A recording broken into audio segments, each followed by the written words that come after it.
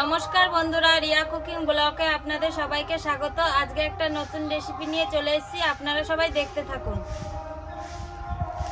আজকে কাঁঠালের গজ রান্না করব। কাঁঠালের গজটা ফার্স্টে কেটে নেব।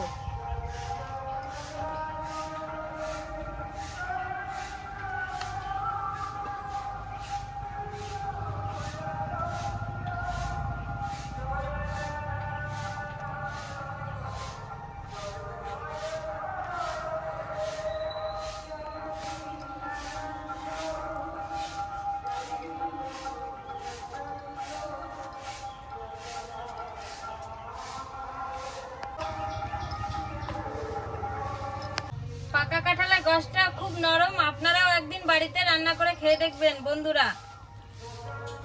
এই জিনিস সবসময় পাবেন না, বৈশাখ জ্যৈষ্ঠ মাসে কাঁঠাল যখন পাকবে তখনই একমাত্র পাবেন।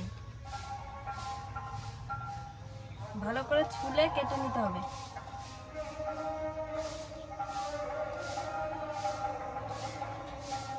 কাঁঠালের গজটা ভালো করে কেটে নিয়েছি, এবার ছোট ছোট পিস করে আলুগুলো কেটে নেব।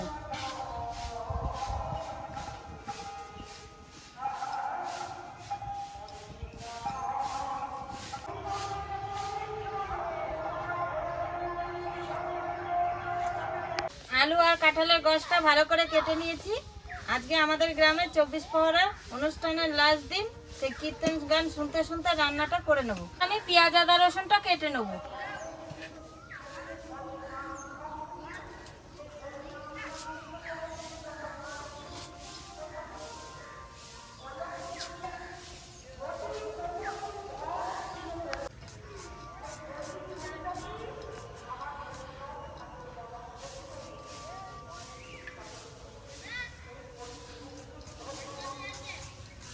পেঁয়াজগুলো কাটা হয়ে গেছে, এবার রসুনটা ছাড়িয়ে নেব।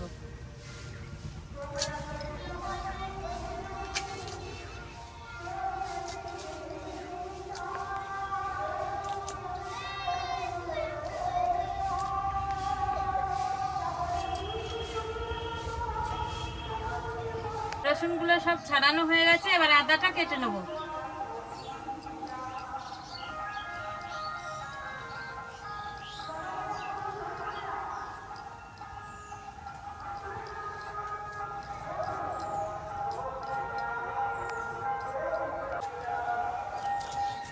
আদাটা কাটা হয়ে গেছে, এবার টমেটোটা কেটে নেব।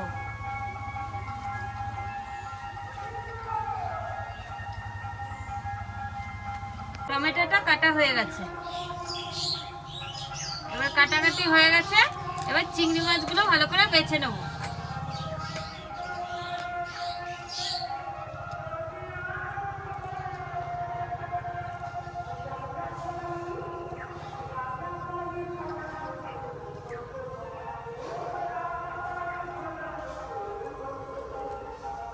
চিংড়ি মাছগুলো ভালো করে বাছা হয়ে গেছে, এবার ধুয়ে নিয়ে আসবো।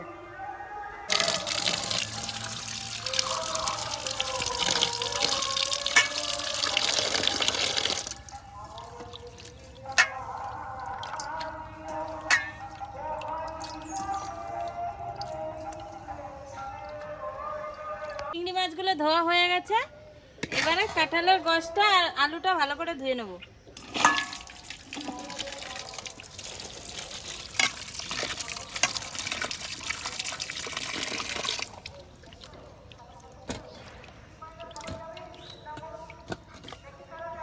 কাঁঠালের গজটা আর আলুটা ধোয়া হয়ে গেছে, এবার আমি মশলাগুলো বেটে নেব। প্রথমে পেঁয়াজটা বেটে নেব।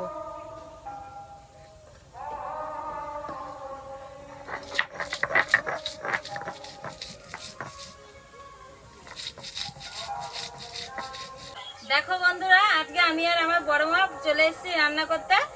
এটা হচ্ছে আমার ঠাকুমায়ের মাসি, মানে আমার বড় মা। বড় মা আর আমি গল্প করতে করতে রান্নাটা করে নেব। বড় মা, আজকে আমি কাঁঠালের গজ রান্না করব। তুমি কোনোদিন খেয়েছো?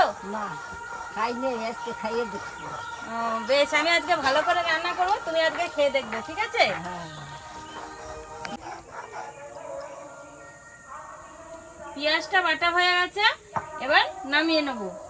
পেঁয়াজটা নামিয়ে নিয়েছি, এবার আদা রসুনটা একসঙ্গে বেটে নেব।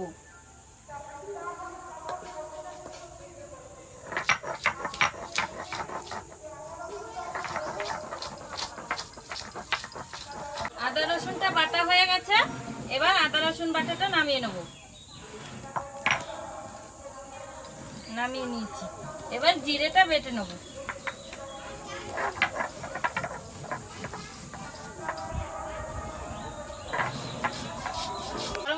কি সুন্দর কীর্তন গান হচ্ছে বলো। কি সুন্দর কীর্তন এখানে এসে বসে বসে শুনবেন। হ্যাঁ, বড় মাও কীর্তন গান শুনছে বসে বসে, আমিও ওই বাটাবাটি করতে করতে একটু শুনছি, ভালোই লাগছে। হ্যাঁ, মাঝে মাঝে একটু কীর্তন হলে এরকম শোনা যায় না। জিরেটা বাটা হয়ে গেছে, এবার জিরে বাটাটা নামিয়ে নেব। নামিয়ে নিচ্ছি, এবার শুকনো লঙ্কাটা বেটে নেব।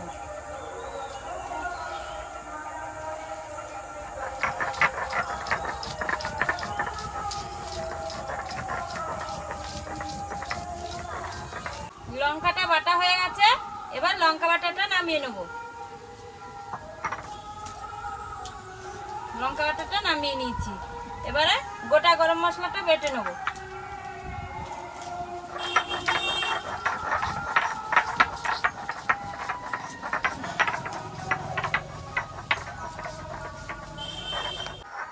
গরম মশলাটা বাটা হয়ে গেছে, এবার গরম মশলা বাটাটা নামিয়ে নেব। নামিয়ে নিয়েছি, উনুনটা ধরিয়ে দিয়েছি, এবার কড়াইটা চাপিয়ে দেবো। কড়াইটা চাপিয়ে দিয়েছি, এবার কাঁঠালের গোশটা আর আলুটা সেদ্ধ করে নেব।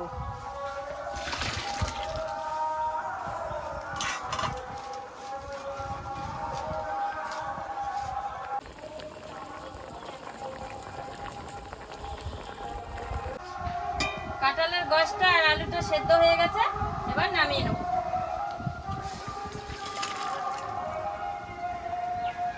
নামিয়ে নিয়েছি, এবার কড়াইতে চাপিয়ে দেব। কড়াই গরম হয়ে গেছে, এবার কড়াইতে সর্ষের তেলটা দিয়ে দেব। তেলটা গরম হতে হতে এইদিকে আমি নুন হলুদটা চিংড়ি মাছে মাখিয়ে নেব।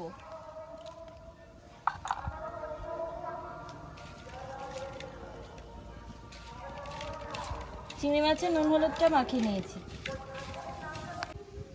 তেলটা গরম হয়ে গেছে, এবার চিংড়ি মাছটা ভেজে নেব।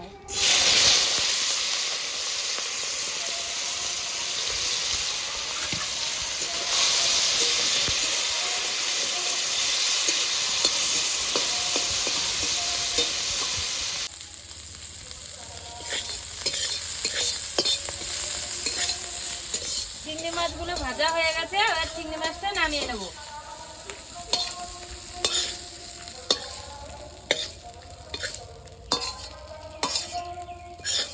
চিংড়ি মাছগুলো নামিয়ে নিয়েছি, এবার কড়াইতে সর্ষের তেলটা দিয়ে দেবো।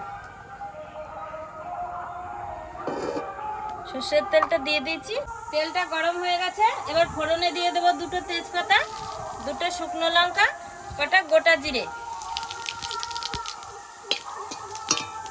এরপরে টমেটো কুচিটা দিয়ে দেবো।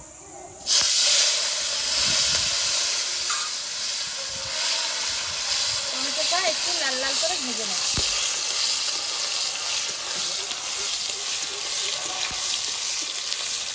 টমেটোটা লাল লাল করে ভেজে নিয়েছি, এবার বেটে রাখা মশলাগুলো দিয়ে দেবো। এখানে আছে পেঁয়াজ বাটা, এখানে আছে আদা রসুন বাটা, এখানে আছে জিরে বাটা, এখানে আছে লঙ্কা বাটা।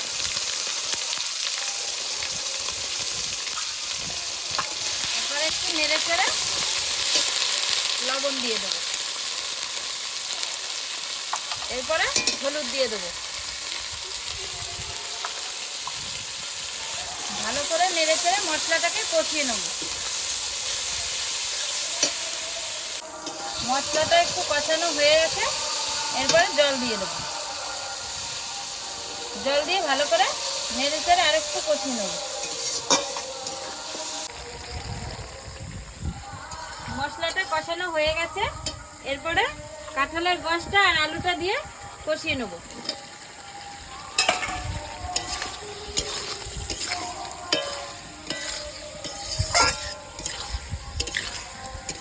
কষানো হয়ে গেছে, এবারে জল দিয়ে দেবো।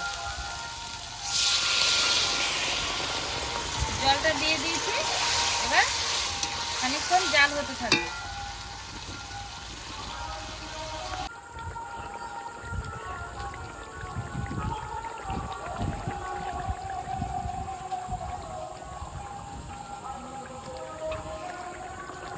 তরকারিটা জাল হয়ে গেছে, এবার ভেজে রাখা চিংড়ি মাছগুলো দিয়ে দেবো।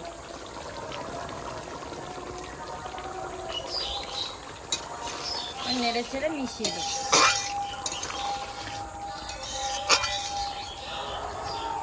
তরকারিটা হয়ে গেছে, এবার বেটে রাখা গরম মশলাটা দিয়ে নামিয়ে নেব।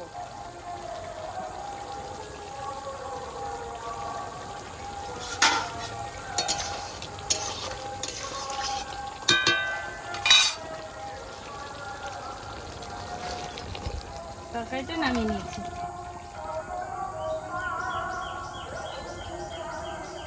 রান্না হয়ে গেছে, এবার বড় মা, আমি আর ভাই খেতে বসে পড়েছি। এবার ভাতটা বেড়ে নেব।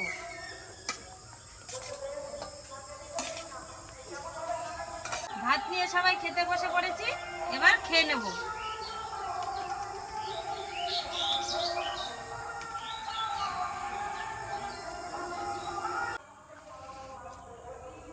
কাঁঠালের গছটা কি সুন্দর গলেছে দেখো, রান্না ভালো হয়ে গেছে।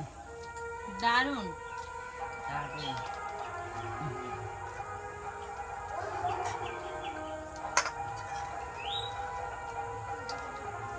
বন্ধুরা, আপনারাও একদিন কাঁঠালের গছ রান্না করে খেয়ে দেখুন, দারুণ লাগছে খেতে, নতুন রেসিপি।